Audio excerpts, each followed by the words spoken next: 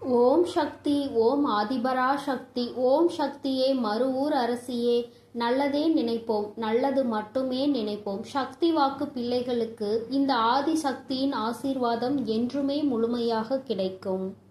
என் அன்பு பிள்ளையே, இன்று உன் தாயானவள் உன் குலதெய்வ வாக்கினை அல்லவா உனக்கு கொண்டு வந்திருக்கின்றேன்.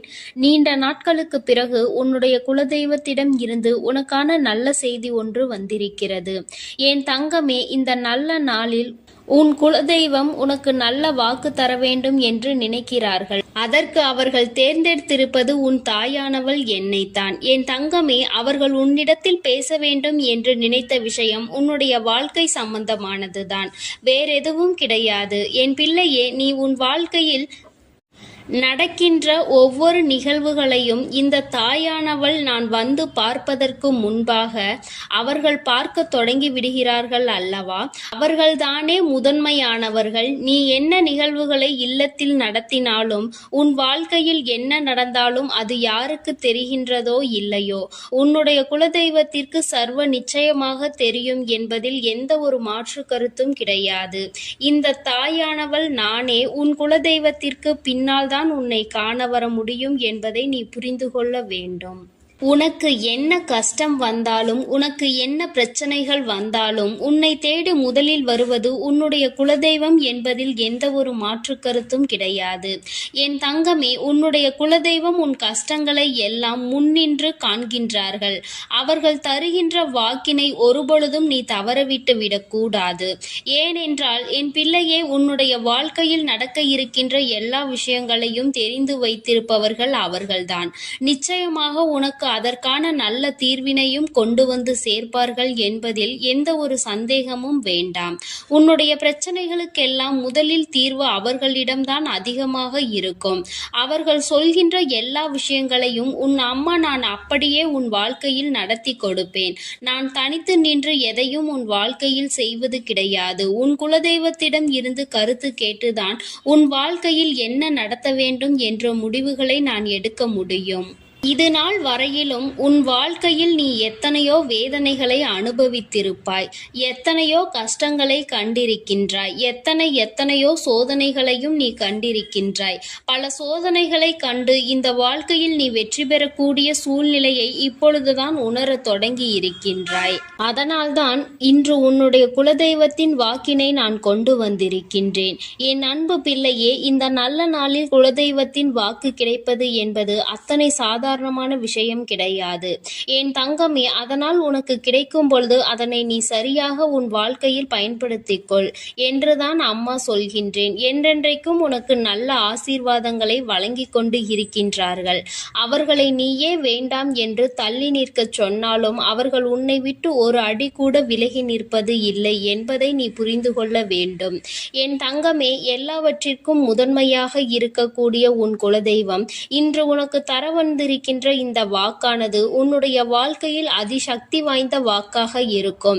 என் குழந்தையால் மறக்க முடியாத நல்ல வாக்காக இருக்கும். என் தங்கமே, நான் எப்பொழுதும் உன்னை தேடி வந்து உன்னோடு பேசிக் கொண்டிருப்பதை உன் குலதெய்வம் கண்டதினால்தான் என் மூலமாக உன்னிடத்தில் பேசுகிறார்கள். அதற்கும் என் பிள்ளைக்கு சந்தேகம் வரும் அல்லவா?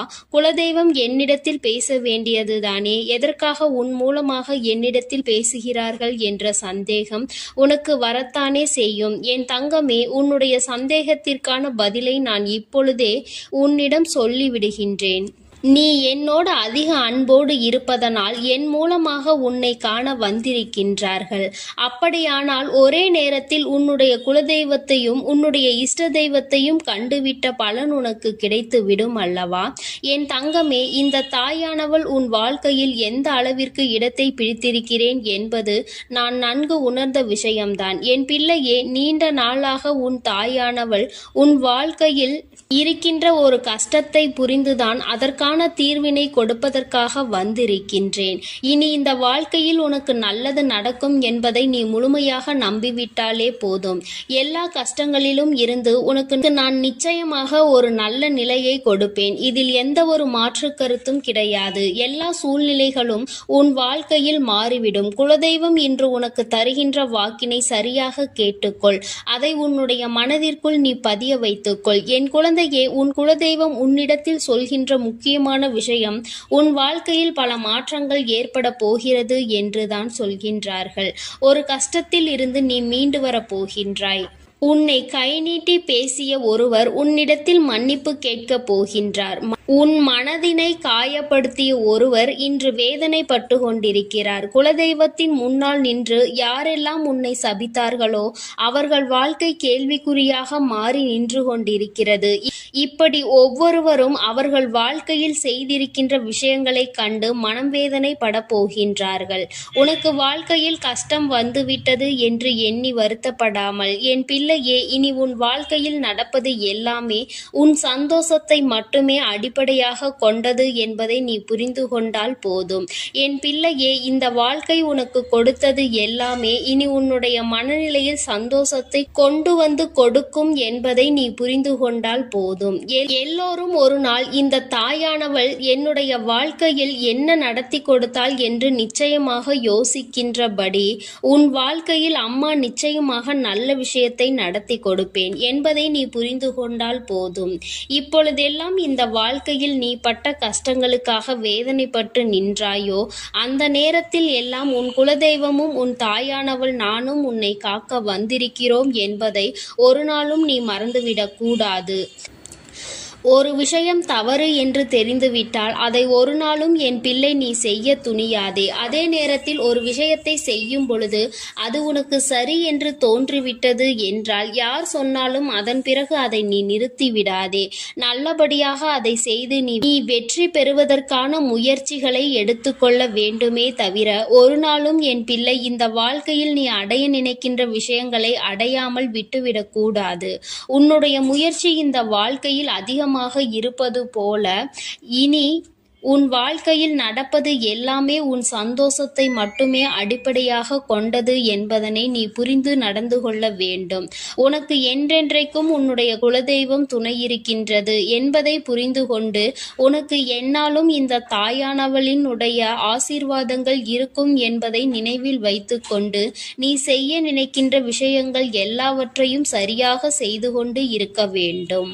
என் தங்கமே, என்றெல்லாம் இந்த தாயானவள் உன் வாழ்க்கையில் வருகின்றாரோ என் தங்கமே, என்றெல்லாம் இந்த தாயானவள் உன் வாழ்க்கையில் வருகின்றாளோ அன்றெல்லாம் என் கூட உன்னை காண உன் குலதெய்வமும் வருகிறார் என்பதை நீ மறந்துவிடக் கூடாது.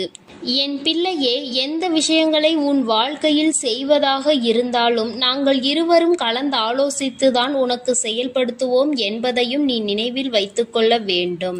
என் பிள்ளையே, நீ கேட்பதை தெளிவாக கேட்க வேண்டும். அப்பொழுதுதான் உனக்கு கொடுக்கின்ற தெய்வங்களும் எதையும் யோசிக்காமல் கொடுக்கும் என்பதை நீ புரிந்து கொள்வாய். எதையும் கண்மூடித்தனமாக உனக்கு கிடைக்க வேண்டும் என்று நீ நினைத்து கொண்டிருந்தால் நிச்சயமாக அது உன்னை வந்து சேராது. உனக்கு பிறகு அதனால் நீ படுகின்ற கஷ்டங்களை நாங்கள் வேடிக்கை பார்க்க முடியாது. எதை கொடுக்க வேண்டுமோ அதை சர்வ நிச்சயமாக உனக்கு நாங்களே தேடி வந்து கொடுப்போம் என்பதில் எந்த ஒரு மாற்று கருத்தும் கிடையாது. என் தங்கமே, இந்த வாழ்க்கையில் உனக்கு நடந்துவிட்ட எல்லா விஷயங்களிலும் இருந்து நீ நல்லபடியாக மீண்டு வரப் போகின்றாய். அவர் உன் வாழ்க்கையில் உனக்கு கஷ்டங்களை கொடுக்கிறார் என்று நீ நினைத்து விடாதே.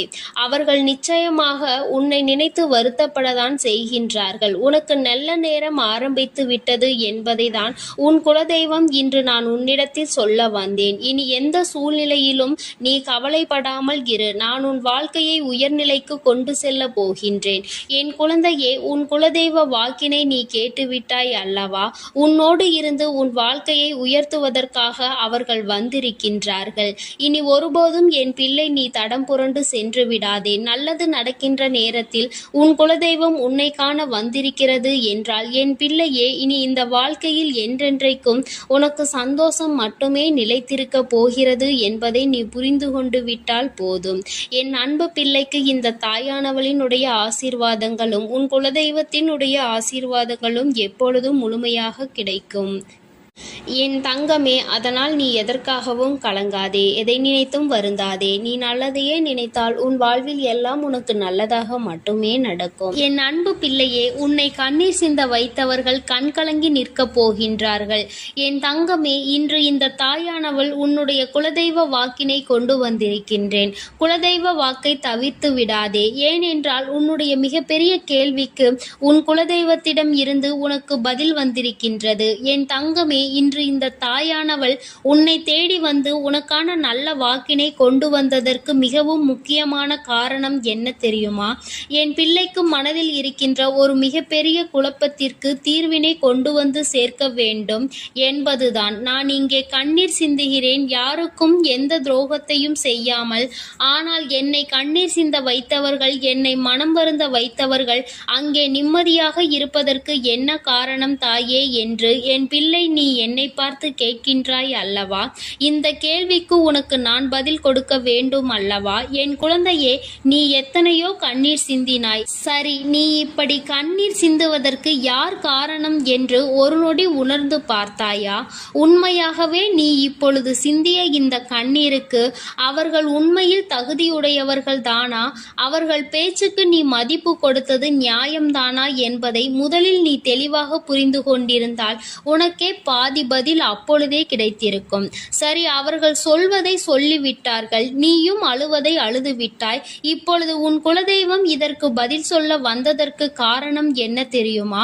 இது உன் குலதெய்வத்தின் வார்த்தைகளுக்கு உன் வாழ்க்கையில் இடம் கொடுக்க வேண்டிய காரியமாக மாறிவிட்டது. ஏனென்றால் இந்த பிரச்சனைகள் உன் குலத்தில் இருக்கின்ற பிள்ளைகளுக்கு இடையே ஆனது.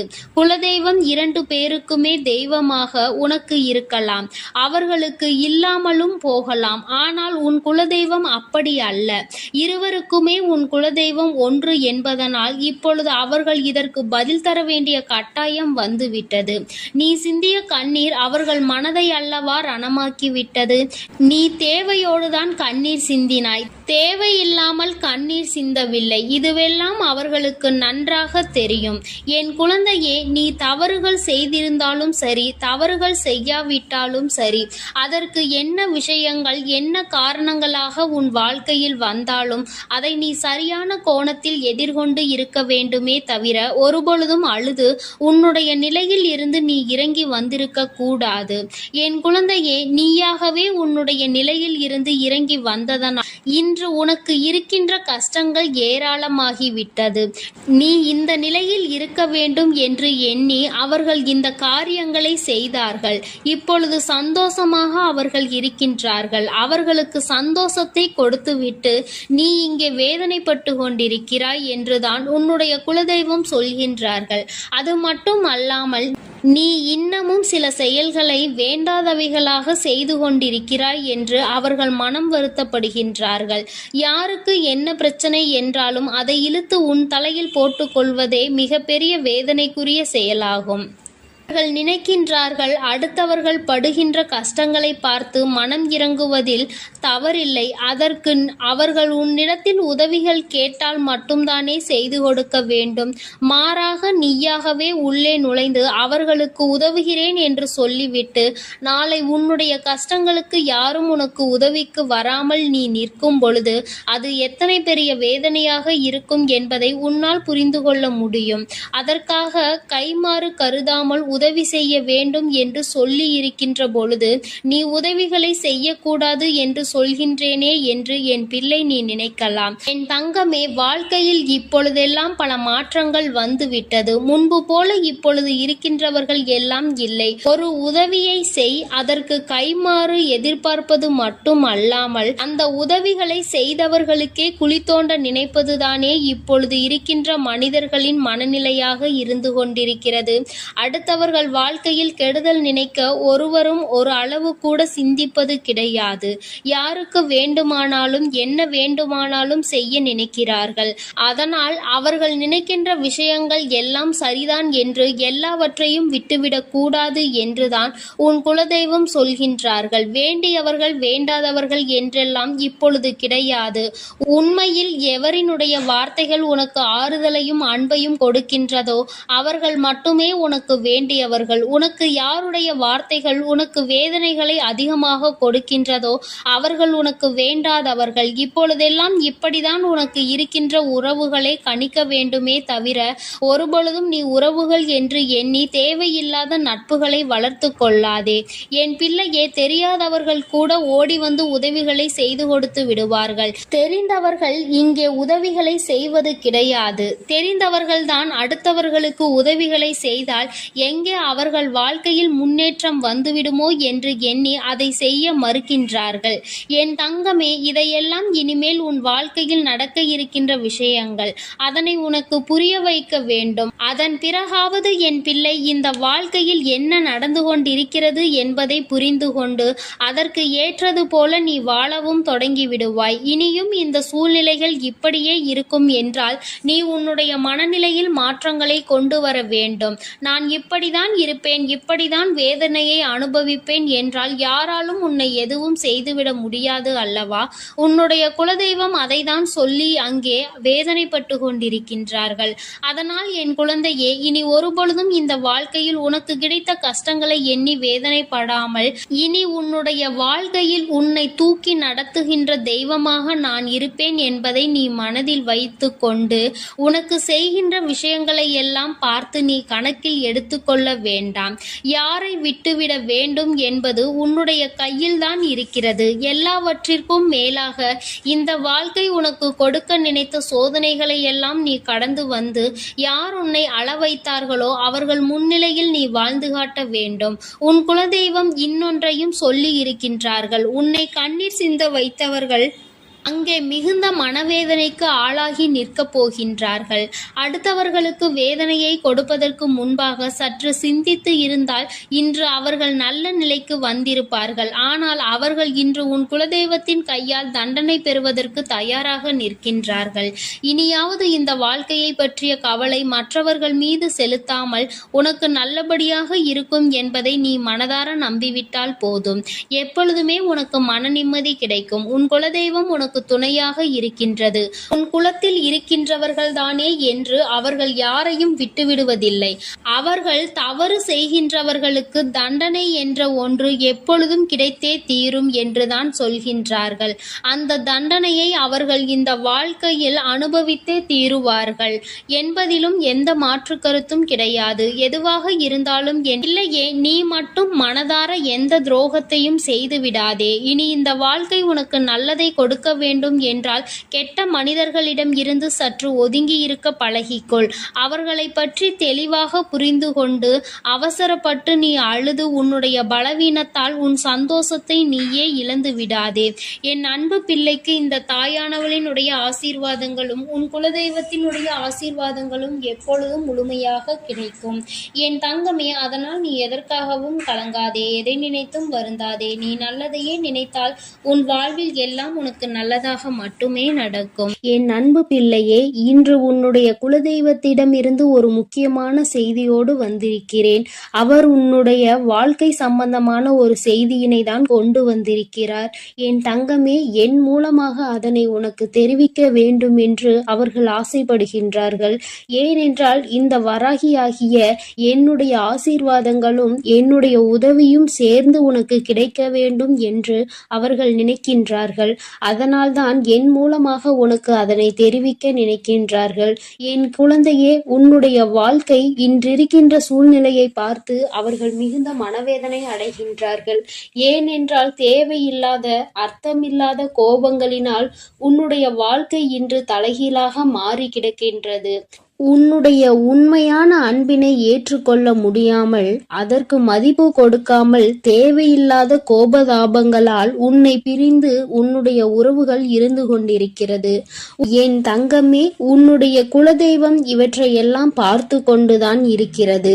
அவர்களுக்கு தெரியும் அல்லவா யார் மீது தவறு இருக்கின்றது, யார் மீது தவறு இல்லை என்று. என் தங்கமே, உன் மீது தவறு இல்லை என்பதை அவர்கள் நன்றாக புரிந்து கொண்டுதான் இப்பொழுது உன்னோடு பேச, உனக்கு நல்ல வாக்கு கொடுக்க, உன் மனதிற்கு நல்ல ஆறுதல் கொடுக்க வந்திருக்கின்றார்கள். உன்னுடைய மனதில் இருக்கின்ற வேதனைகளை அவர்களை விட வேறு யாராலும் உணர்ந்து கொள்ள முடியாது.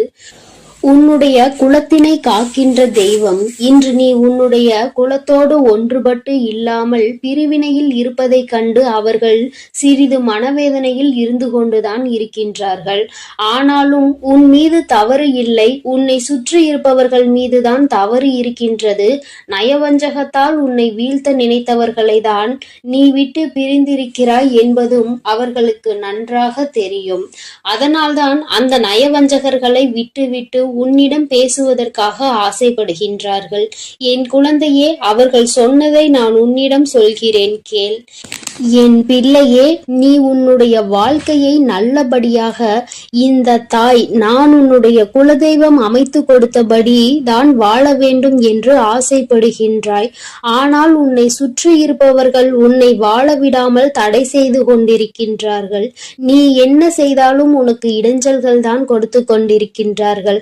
அவர்கள் என்னை தான் வணங்குகிறார்கள். நான் அவர்களுக்கு நல்ல புத்தியை தான் கொடுத்தேன். ஆனால் அவர்கள் தீய வழியை தான் நாடி செல்கின்றார்கள். நான் எத்தனையோ முறை அவர்களை நல்வழிப்படுத்துவதற்கு பல வாய்ப்புகளை ஏற்படுத்தி கொடுத்து பார்த்தேன். ஆனாலும் அந்த வாய்ப்புகளை அவர்கள் சரியாக பயன்படுத்தி கொள்ளவில்லை. நீ என்ன சொல்வது, நான் என்ன கேட்பது என்பது போல நடந்து கொண்டிருக்கின்றார்கள். என் தங்கமே, உன்னுடைய குலதெய்வம் எனக்கே அவர்கள் இத்தனை மரியாதை தான் வைத்திருக்கிறார்கள் என்றால் உன்னை அவர்கள் எந்த அளவிற்கு நடத்துவார்கள் என்று எனக்கு புரிந்து கொள்ள முடிகிறது. அவர்களினுடைய மனநிலை, அவர்களினுடைய போக்கு எதுவும் உன் தாயானவள் எனக்கு பிடிக்கவில்லை. நான் அவர்களுக்கு கொடுத்த வாய்ப்பினை அவர்கள் தவற விட்டு விட்டார்கள். இனிமேல் நான் உன் குலத்தை காக்கின்ற தெய்வமான அவர்களுக்கான தண்டனையை நான் கொடுக்க வேண்டியதாக இருக்கின்றது. நான் சில தண்டனைகளை மறைமுகமாக கொடுத்து பார்த்தேன். ஆனால் அந்த தண்டனையை அவர்கள் கொஞ்சம் கூட மதிக்கவும் இல்லை. அந்த தவறுகளை திரும்ப திரும்ப செய்து கொண்டேதான் இருக்கின்றார்கள். அவர்கள் என்னவோ அவர்களுக்கு நடந்ததெல்லாம் ஒரு பெரிய விஷயமாக தெரியாதது போல நடந்து கொண்டு திரிகின்றார்கள். என் தங்கமே, நீ வேதனைப்படாதே. உன்னை சுற்றி உன்னை காயப்படுத்துபவர்களுக்கானது இனிமேல் அவர்கள் கைகளில் வந்து சேரும். நீ நன்றாக இருக்க மாட்டாய் என்று சொன்ன வாய் அவர்களே அழிக்கப் போகின்றார்கள்.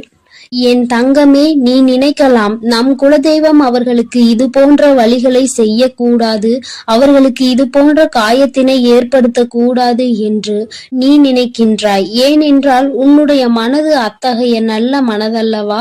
எல்லோருக்குமே நல்லதை மட்டுமே செய்ய வேண்டும் என்று நினைத்தாய் அல்லவா? நீ நினைத்ததன் பலன்தான் இன்று அனுபவித்துக் கொண்டிருக்கிறாய். ஆனால் நீ நினைத்தது யாருக்காக என்பதை ஒரு முறை சிந்தித்திருக்க வேண்டும். நயவஞ்சக கூட்டம் சூழ்ச்சிகளினால் மற்றவர்களை வீழ்த்திவிடலாம் என்று நினைக்கின்ற கூட்டம். எத்தனை கஷ்டங்கள், எத்தனை சோதனைகளை கொடுத்தாலும் அதிலும் திருந்தாத கூட்டம். அவர்களுக்காக அல்லவா நீ உதவிகளை செய்ய நினைக்கின்றாய்? அவர்களுக்காகத்தானே இப்போது இரக்கப்படுகின்றாய்? நீ செய்த நன்றியை ஒரு சிறிதளவு கூட மதிக்காதவர்கள் நீ செய்த உதவியை ஒரு சிறு துளியேனும் மதிக்காமல் உனக்கு ஒரு சிறு துளி கூட நன்றி என்கின்ற உணர்வினை காட்டாமல் இருக்கின்றார்கள். எத்தனை செய்தாலும் இனியும் அவர்களுக்கு அந்த நன்றி இருக்க போவதில்லை. எதிர்பார்ப்பதும் தவறான விஷயம். ஏனென்றால் அவர்களுக்கு மனித குணம் என்பது இல்லாமல் போய்விட்டது. அவர்கள் தீய சக்தியின் பிடியில் இருந்து கொண்டிருக்கின்றார்கள். அதனால் அவர்களை தீய சக்தியின் பிடியில் இருந்து மீட்டெடுப்பதோடு மட்டுமல்லாமல் நல்ல பாடத்தினை புகட்ட வேண்டுவது உன்னுடைய குலதெய்வத்தினுடைய கடமையாக இருக்கின்றது. என் தங்கமே, நீ வேதனைப்படாதே. உன் வாழ்க்கை சில சமயங்களில் உனக்கு பிரச்சனைகளை தரும் பொழுதெல்லாம் நீ நினைக்கின்றாய், அவர்கள் விட்ட சாபமாக இருக்குமோ, நம்மை சுற்றி சுற்றி நமக்கு செய்ய நினைத்த தீய வினைகளாக இருக்கும் என்று. என் தங்கமே, நிச்சயமாக அவர்களின் சாபங்களோ அவர்கள் தீய வினைகளும் ஒருபோதும் உன் வாழ்க்கையில் பலிக்காது. இதுவரை பலிக்கவும் இல்லை. உன்னுடைய வாழ்க்கையில் நடந்து கொண்டிருக்கின்ற பிரச்சனைகளுக்கு உன்னோடு இருப்பவர்களே காரணமாக இருக்கின்றார்கள். அர்த்தமற்ற கோபங்கள், தேவையில்லாமல் மற்றவர்களின் பேச்சை கேட்பது, இது போன்ற செயல்களால் உன்னுடைய உண்மையான அன்பினை வெறுத்து ஒதுக்கி இப்பொழுது வாழ வழியில்லாமல் தவித்து நின்று கொண்டிருக்கிறார்கள். உன்னை பிரிந்தவர்கள் நன்றாக இருக்கின்றார்கள் என்று நீ ஒருபோதும் எண்ணி விடாதே. நான் என் குழந்தையை வேதனைப்படுத்தியவர்களுக்கு நிச்சயமாக சந்தோஷத்தினை ஒருபோதும் வழங்கிவிட மாட்டேன். அது எத்தனை பெரிய தவறு என்பதை அவர்கள் நிச்சயமாக உணரும் வரை இந்த தாயானவள் அவர்களுக்கு பாடத்தினை புகட்டிக் கொண்டுதான் இருப்பேன். என் குழந்தையே, உன்னுடைய குலதெய்வமான நான் இனிமேல் உன் வாழ்க்கையில் நடக்கின்ற பல நல்ல நிகழ்வுகளுக்கு பொறுப்பெடுத்துக் கொள்கிறேன். நீ சந்தோஷமான மனநிலைக்கு மாறப் போகின்றாய். உனக்கு தீங்கு செய்ய நினைத்தவர்கள் அதற்கான பலனை அனுபவிக்க போகின்றார்கள். உன்னை விட்டு பிரிந்த வாழ்க்கை மீண்டும் உன்னிடமே வந்து சேரப் போகின்றது. நீ உனக்கு யாரெல்லாம் நல்லது செய்யவில்லை, உன்னை பழிவாங்க வேண்டும் என்று நினைத்தார்கள், உனக்கு தீங்கு செய்ய வேண்டும் என்று நினைத்தார்கள் என்று நினைக்கிறாயோ, அவர்களை எல்லாம் நினைப்பதை முதலில் நிறுத்திவிடு. அவர்களை எல்லாம் ஒரு ஆளாக நீ மதிக்கவே வேண்டிய அவசியம் இல்லை. உன் முன்னால் வந்து நின்றால் கூட யாரோ என்று கடந்து சென்று கொண்டே இரு. ஒருபோதும் அவர்களினுடைய உறவை நீ ஒட்டிக்கொள்ள வேண்டும் என்று நினைக்க தேவையில்லை. இந்த உறவு உன் வாழ்க்கை முழுவதும் தொடரப்போவதும் இல்லை. நிச்சயமாக ஏதாவது ஒரு இக்கட்டான கட்டத்தில் உன்னை யாரென்று தெரியாதது போல நடந்து கொள்வார்கள். நிறைய அதற்கான வாய்ப்புகள் இருக்கின்றது. இன்றிருக்கின்ற மனிதர்களின் மனநிலை எல்லாம் அப்படிதான் இருக்கிறது. எல்லாம் தனக்கு மட்டும்தான், வேறு யாருக்கும் எதுவும் கொடுக்க கூடாது என்ற எண்ணம் அவர்களுக்குள் இருக்கும் வரை அவர்கள் வாழ்க்கையில் ஒருபோதும் எந்த ஒரு முன்னேற்றத்தையும் கண்டுவிட முடியாது. என் குழந்தைகளை நான் என்னுடைய குடும்பம் ஒற்றுமையாக இருக்க வேண்டும் என்றுதான் ஆசைப்பட்டேன். ஆனால் அதில் இது போன்ற நயவஞ்சகர்கள் இருக்கும் பொழுது நானே ஒற்றுமையாக இருப்பதே எப்படி என்று யோசிக்க ஆரம்பித்து விட்டேன். இது போன்ற நயவஞ்சகர்களின் பிடியில் என்னுடைய குழந்தை சிக்காமல் இருப்பதே நல்லது என்பதை உணர்ந்து கொண்டேன். எனக்கு என்ன கஷ்டம் வந்தாலும் என்னுடைய குலதெய்வம் என்னை கைவிடாது, என்னை நிச்சயமாக காப்பாற்றும் என்று நீ நல்ல எண்ணத்தோடு நினைக்கின்றாய் அல்லவா? நிச்சயமாக உன்னை ஒருபோதும் நான் கைவிட மாட்டேன். அதே சமயத்தில் உன் குடும்பத்திலேயே இருப்பவரே அவருக்கு நல்லது செய்வேன் என்று நினைத்து கொண்டு அவர் மனதில் எந்த ஒரு நல்ல எண்ணங்களும் இல்லாமல், நேர்மை என்பது துளி கூட இல்லாமல் செயல்களை செய்து கொண்டு இருக்கும் பொழுது ஒருபோதும் என்னுடைய ஆசிகள் அவர்களுக்கு கிடைக்காது. என் தங்கமே, உன்னுடைய குலதெய்வத்தினை வாக்கினை கேட்டாய் அல்லவா? ஒருபோதும் உனக்கு நயவஞ்சகத்தை செய்பவர்கள், உனக்கு துரோகத்தை செய்ய நினைப்பவர்களுக்கு அவர்கள் ஒருபோதும் துணை போகவும் மாட்டார்கள். அவர்களுக்கு எந்த ஒரு நல்ல விஷயங்களையும் செய்து கொடுக்கவும் மாட்டார்கள். உன்னுடைய உண்மையான பக்திக்கு நிச்சயமாக அவர்கள் நல்ல பலனை கொடுப்பார்கள். அதனால் நீ துரோகிகளை நினைத்து வருத்தப்படாதே, அவர்களை நினைத்து வேதனைப்படாதே. என்ன வேண்டுமானாலும் அவர்கள் செய்துவிட்டு போகட்டும். உன்னுடைய குலதெய்வத்தோடு இந்த வராகியும் உனக்காக எப்பொழுதும் நிற்கும் பொழுது நீ எதற்காகவும் வருந்தக்கூடாது. என் அன்பு குழந்தைக்கு இந்த ஆதிபராசக்தியின் அன்பும் ஆசீர்வாதமும் முழுவதுமாக கிடைக்கும். ஓம் சக்தி, ஓம் ஆதிபராசக்தி.